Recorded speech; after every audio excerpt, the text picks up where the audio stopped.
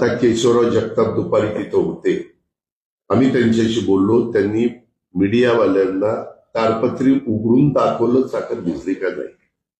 काही पण सांगायचं. मी तर शिरोलीला, तुम्ही काही जण होता, मी शिरोलीला सांगितलं 60,000 पोती साखर विकली असेल ना, मी माझं मी काय म्हणलं भिजली असेल. बरं झालं सुनील भगत, मी त्याकरता तुम्हाला बोलवलं. माझ्या काही चुका झाल्या की लगेच धन्यवाद.